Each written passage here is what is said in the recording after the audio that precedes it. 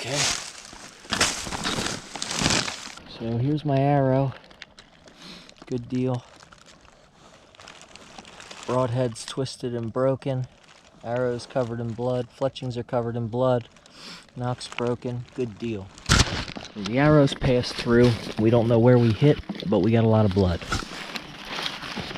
We got a lot of blood.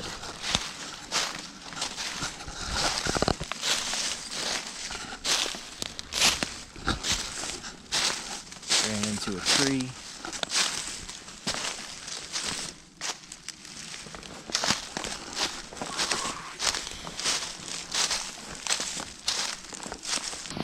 There we go. Nice doe. Beautiful. She didn't go but, I don't know, 50 yards. Good deal. So here's my entrance. There's my entrance.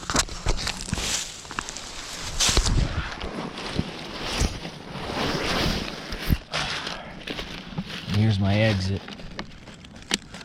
And here's my exit here. That's a heart shot. But I'm pulling down the skin on the passenger side. I'm sorry, scratch that, the driver's side. Now, with this heart shot and the pass-through, there's zero meat wasted on this. The arrow's going through the heart. Unless you wanted to eat the heart, there's nothing else wasted. Or the ribs, but there's no meat on these ribs. It'll be but one lonely meal. Really just to help from getting dirt and leaves on the meat. I throw it in these bags temporarily to get it home. Okay. And I'll take my knife, and what I'm going to do is go around the whole shoulder blade. The entire front shoulder blade all the way down to the ribs. And I just cut and peel. Go right down the back of the skin on the leg, and go right around all the way down to your cut on the bone. Right where you cut it, and then we're going to separate that front foot, the lower leg portion, from the shoulder portion. And what I have here is a front leg shoulder roast. And that is the most delicious meat on the market. If I take this piece here, there you go. There you go. There you go. It's just like warm lunch meat.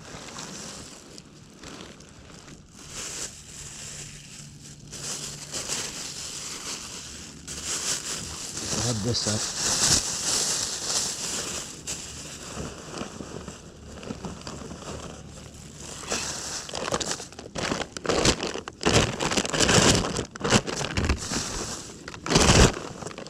Throw it in my bag.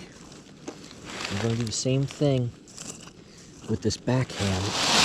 I'm going to cut the back ham. Cut through the lower leg bone with my loppers. Okay. And once I find my knife, I'm going to cut, this time, the opposite direction. I'm going to cut the bone at the bottom first, cut that main tendon, the Achilles tendon, and then go up the bottom side of the leg, pulling that skin off. Get the skin out of the way, and then just go ahead and cut right in between the bacon and the back leg.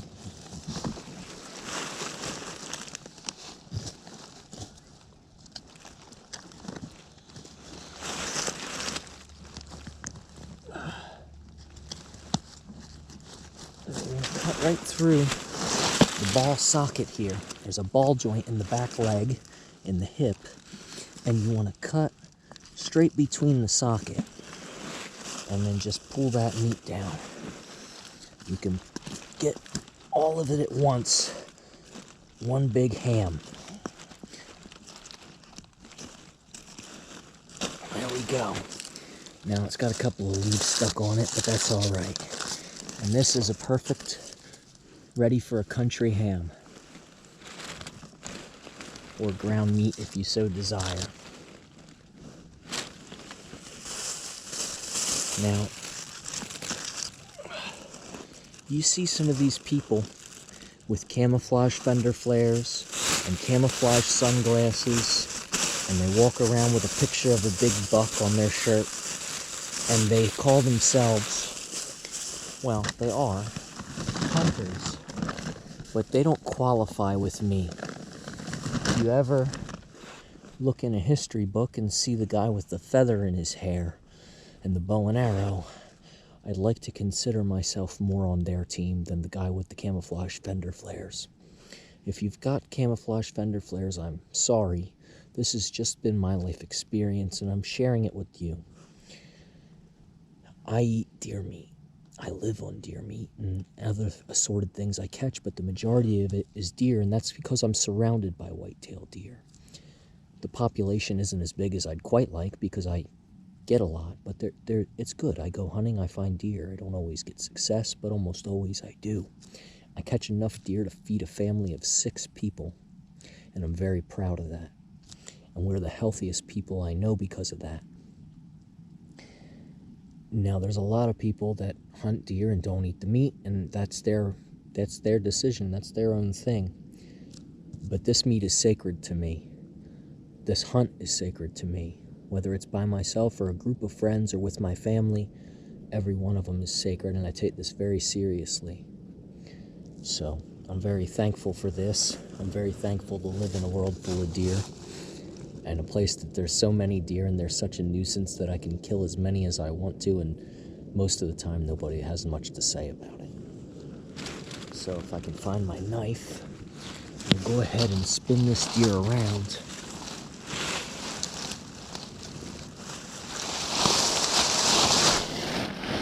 And then I will remove the first back strap. A lot of times I'll do the back straps first, but it really doesn't matter what order you do all this in. Beautiful little deer.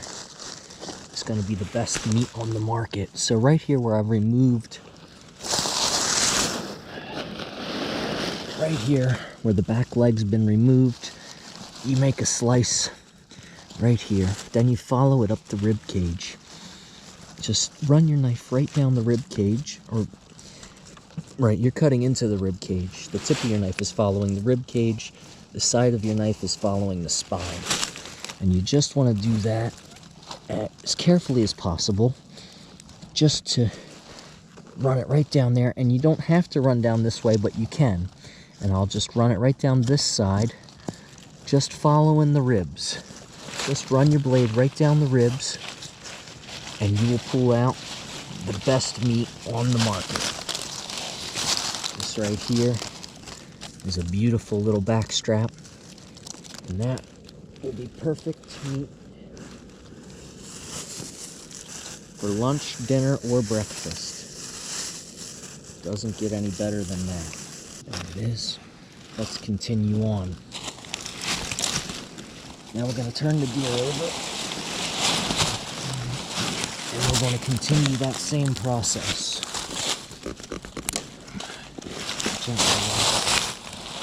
Continue the same process, pulling the skin down.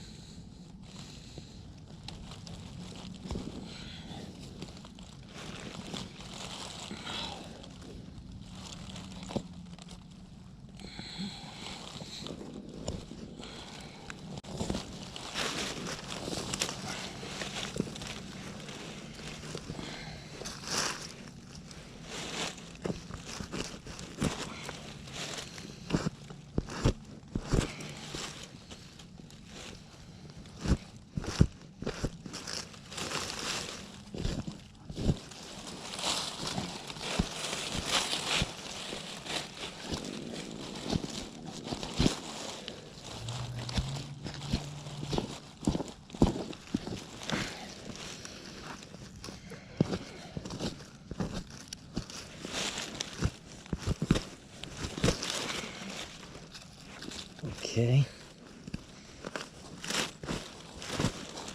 Continuing on, we are now down to the front leg on this side. I'll cut right around that leg. I'll get my loppers, give the bone the chop, You can also separate the knuckle on the front leg, but it's a little bit easier to cut it, and also when you cook it, you'll get that bone marrow in your meal, and that's very good for you. Apart from adding flavor, it's very good. Okay, chopping around the front leg, removing front shoulder. Another beautiful cut. And this is just going to be another great meal. You actually get out of a little deer like this, well, my family will get a full meal. And a big deer, a front leg will give us multiple meals. So that's something to be thankful for. There goes that. Temporarily packaged until we get it home. Now we'll move along to the back leg. Just cut straight through on that side, down by the hock. Take the loppers, chop the lower leg bone, and then take my knife and finish her up. Now what I don't eat off of this deer, every critter in the woods, every carnivore out here in the woods is going to come have a piece of it or 2 pieces of it. They're all going to share it, and what they don't eat and what the bugs don't eat goes directly to feed these trees and all the plants around them. This is a beautiful life cycle that one day I will get the unluckier half of. But that's okay. We have to be okay with the process of life. That's what this is really about. One day you eat, and one day you will be eaten.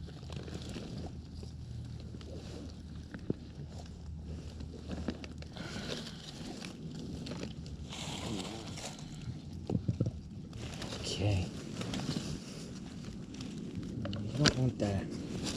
You really don't want that. You want to separate that. That's the other side there.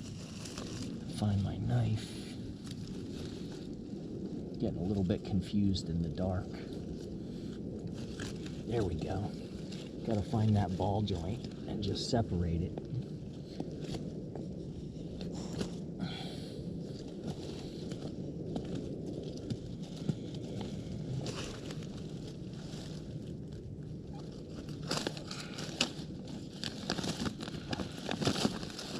Go.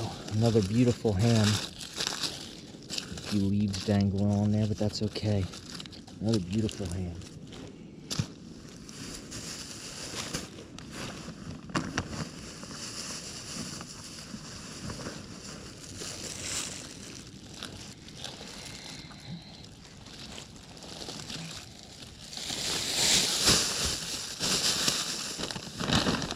All right. Moving right along. We're going to get over to the back strap.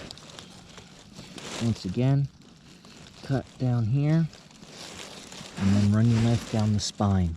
Just want to run your knife down the side of the spine, right down to the ribs, the whole way down.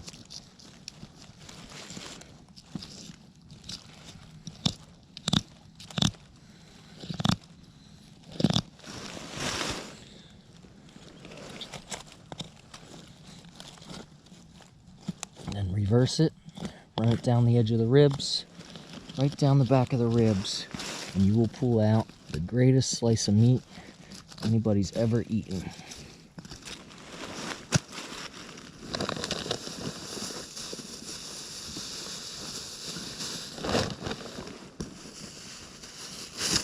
Now,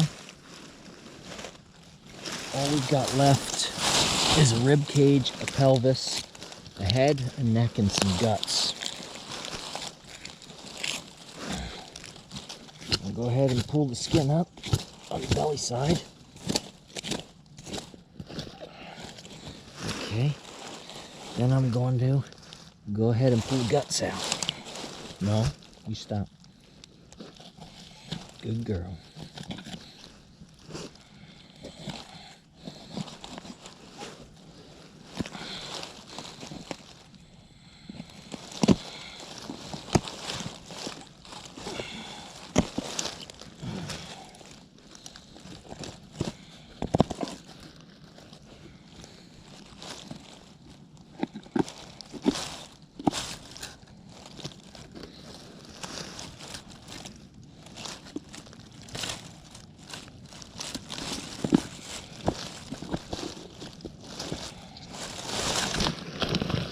Okay, what I've got there is the diaphragm, and right behind the diaphragm is the liver.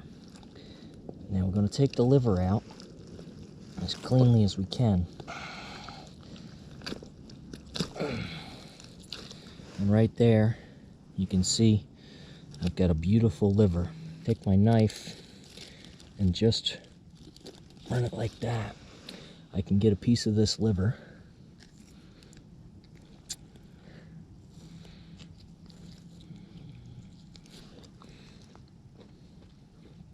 And I'll be the healthiest person alive. If you don't believe that, you can just watch me. So that is some of the best meat known to mankind, fresh off the grill. So what we got here is a kidney. If you're really hungry and you don't have anything else, you could eat that. I'm not sure if I would want to eat it, but I've heard my doctor say that it's good for you. I'm not going to eat the kidney. Sorry, I'll pass. We can now move along to the inner belly, the abdomen, and we can get the tenderloins, the filet mignon. Barely even need a knife to pull out a hot tenderloin. And these, once again, you can eat just like sushi, or you can take them home and grill them real quick. But that's fine just like that.